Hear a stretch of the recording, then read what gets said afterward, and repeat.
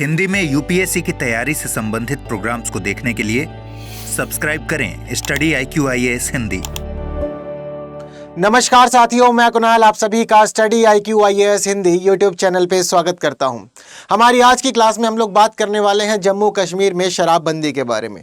दरअसल इसके पीछे का रीज़न क्या है और क्यों हो रही है जम्मू कश्मीर में शराबबंदी की मांग, आइए सभी पहलुओं को जानने समझने के लिए आगे बढ़ते हैं।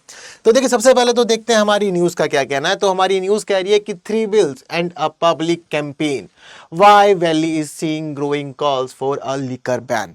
तो देखिए, फिलहाल स्थिति इस प्रकार की है कि बीते कुछ समय से जम्मू कश्मीर के अंदर शराबबंदी की मांग काफी तेजी से उठ रही थी और इसके पीछे का रीजन था जम्मू कश्मीर में आने वाले पर्यटकों की वजह से माहौल खराब होना। दरअसल जम्मू कश्मीर में पर्यटक आते हैं और अपने एंजॉयमेंट के लिए शराब पी के आसपास के सभी क्षेत्रों में घूमते फिरते हैं। अब ऐसी स्थिति में जम्मू कश्मीर में व्यवस्था खराब होती है और वहीं चीज़ें वहाँ के स्थानीय निवासियों को बहुत अधिक पसंद नहीं आती। अब इन सभी चीज़ों के कारण लंबे समय से वहाँ के स्थानीय लोग, दुकानदार, मार्केट एसोसिएशन सभी ये मांग उठा रहे हैं कि भाई शराब को बैन कर दिया जाए, जिससे कि चीज़ें नियमित हो सके और व्यवस्था ठीक चल सके। अब इसी के तहत हम लोग देख रहे हैं कि सरकार तो यहाँ पर एक्शन ले नहीं पा रही है और जो जम्मू कश्मीर के अंदर सरकार और मंत्रिमंडल है वो इस तरफ सोच नहीं रहे। अभी हम लोग देख रहे हैं कि बात हो रही है 3 bills की। तो दरअसल जम्मू कश्मीर में अभी 3 मार्च से बजट सेशन शुरू होने वाला है। अब इसी बजट सेशन के लिए 3 विधेयक तैयार किए गए हैं और ये विधेयक सचिवालय को सौंप दिए गए हैं ताकि ये विधेयक आने वाले बजट सेशन के अंदर पेश किए जा सके।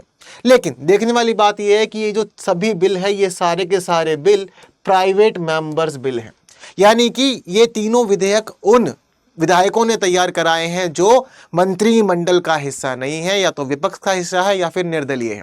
अगर हम बात करें कि ये 3 विधेयक किन किन विधायकों से संबंधित है, तो देखिए, एक है PDP विधायक जिनका नाम है फयाज अहमद।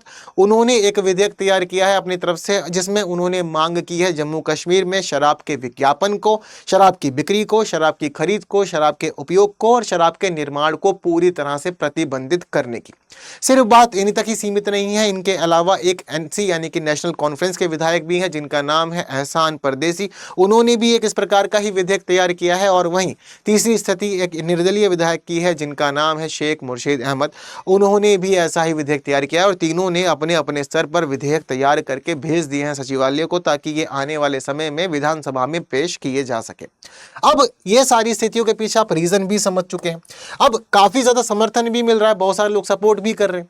सपोर्ट करने का रीजन है, देखिए, पहले ही भारत के कुछ राज्य ऐसे हैं जो शराबबंदी कर चुके हैं। अगर हम बात करें वर्तमान में भारत के किन राज्यों में या किन यूटी में शराब बैन है, तो देखिए ऐसी स्थिति में बिहार, गुजरात, लक्षद्वीप, नागालैंड, मिजोरम, ये 5 ऐसे हमारे राज्य हैं जहां पर पूरी तरह से शराबबंदी की जा चुकी है। अब यहाँ पे जो स्थानीय लोग, उनका ये कहना है कि देखिए, जब भारत के अनेक राज्य बैन कर चुके हैं शराब को, तो जम्मू कश्मीर एक मुस्लिम राज्य है या मुस्लिम केंद्र शासित प्रदेश है, तो ऐसी स्थिति में हम जम्मू कश्मीर में क्यों बैन नहीं कर पा रहे हैं शराब जैसे मादक पदार्थ को, जबकि यह व्यवस्था को बहुत ही ज्यादा खराब करता है। हमें बैन करना चाहिए और चीजों में आगे बढ़ना चाहिए। और सिर्फ इतना ही नहीं, जम्मू कश्मीर के अंदर जो स्थानीय लोग हैं, जो प्रशासन है, वो तो शराब को आतंकवाद से भी एक बड़ा संकट मानते हैं वहां पे, और इसी वजह से लगातार मांग की जा रही है कि भैया कुछ भी करो लेकिन शराब को बंद कर दो। मामला बहुत ज्यादा खराब होता जा रहा है और बिगड़ती जा रही है स्थिति। तो अब इसी के तहत सारी चीजें चल रही हैं। आने वाले समय में देखेंगे कि क्या होगा इन विधेयकों के साथ में, क्योंकि विधेयक तैयार तो हो चुके हैं। अब ये विधेयक सदन में आते हैं या नहीं, पास किए जाएंगे या नहीं, क्योंकि जम्मू कश्मीर में पहली बार ऐसा प्रयास तो हो नहीं रहा है। दरअसल हम पिछली स्थितियों को समझते हैं तो पता चलता है कि 2014 में, 2018 में कुछ ऐसे ही शराबबंदी के लिए विधेयक तैयार किए गए थे, लेकिन वो विधेयक पास होने में पूरी तरह से विफल रहे, वो पास हो ही नहीं पाए, जिसकी वजह से अभी तक जम्मू कश्मीर में ऐसा कोई कानून बना ही नहीं है।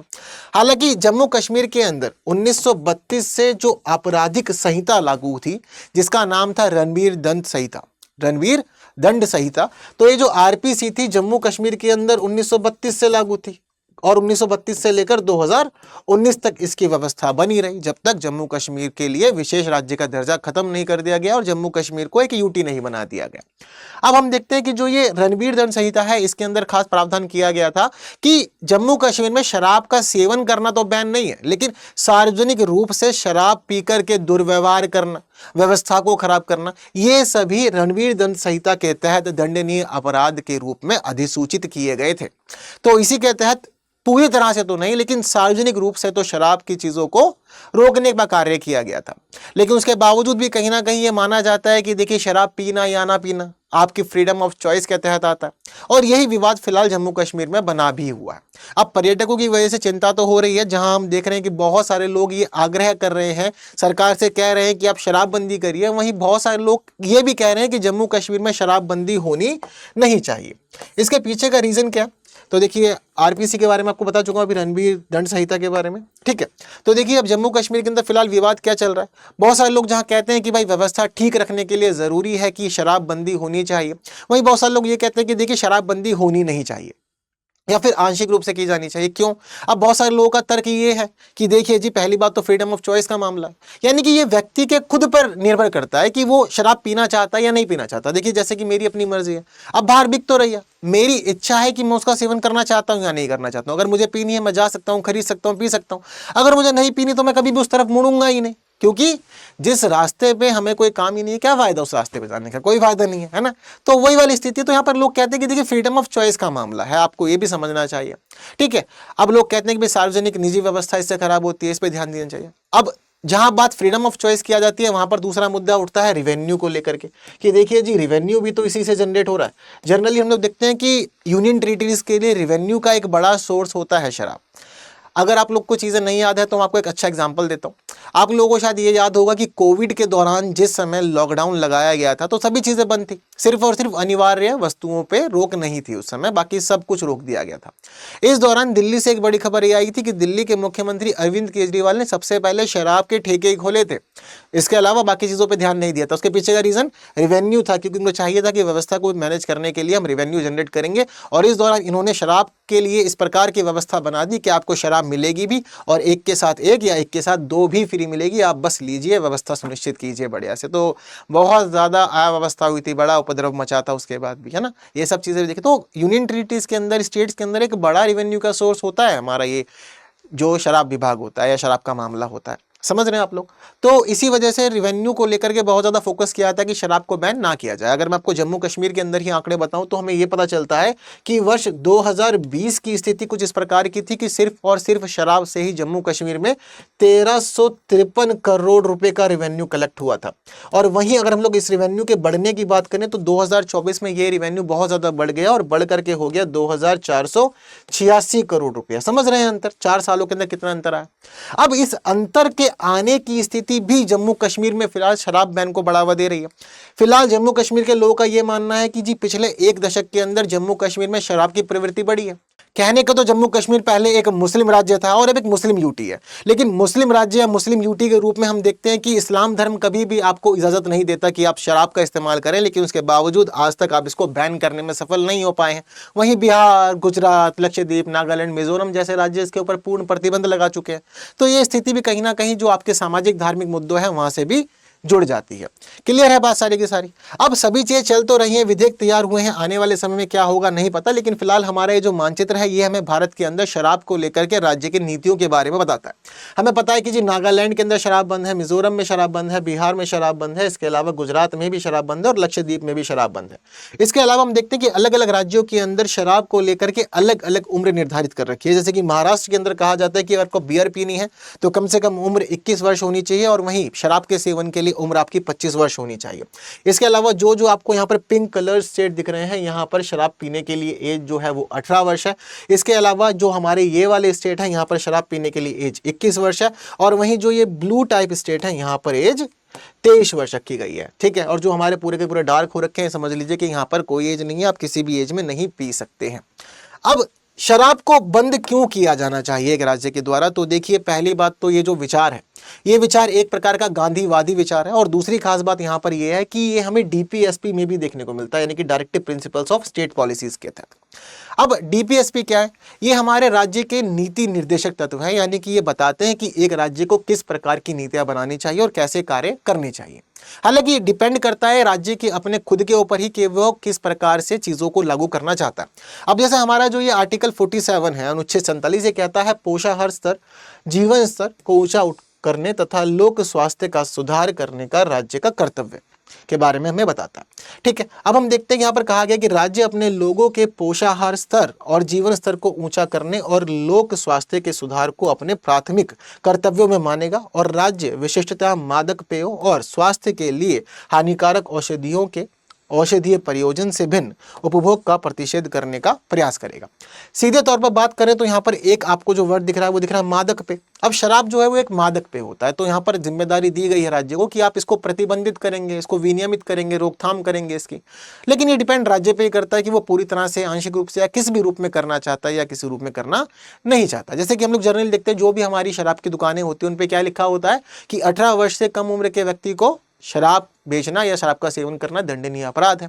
इसके अलावा हम लोग देखते हैं गुटखा वगैरह बाकियों के लिए भी ऐसे ही प्रावधान किए गए। तो सिर्फ और सिर्फ डिस्क्लेमर लगाया जाता है, लेकिन इसको व्यवस्था में पूरी तरह से लागू नहीं किया जाता। सभी चीज़ें चल रही है लीगली इल्लीगली, ठीक है, चोरी छुपे या खुले तौर पर वो चल रहा है व्यवस्था में। बट फिलहाल गांधीवादी विचारधारा से संबंधित है शराब पर बैन लगाना। वहीं दूसरी खास बात प्रावधान जो है वो हम देख रहे हैं कि अनुच्छेद 47 में भी किया गया है। बातें जो है यहाँ पर पूरी तरह से जाहिर की गई है। इसके अलावा सामाजिक पक्ष भी होते हैं जो हमें समझने चाहिए शराबबंदी के लिए। अब देखिए, एक तरफ तो हम इकोनॉमी के लिए अच्छा मानते हैं कि ठीक है शराब का चलन इकोनॉमी के लिए अच्छा है। क्यों अच्छा है? आपको एक बड़ा रेवेन्यू का सोर्स मिला हुआ है, आपकी इकोनॉमिक ग्रोथ इससे जुड़ी हुई है, आप चीज़ों को मैनेज कर सकते हैं।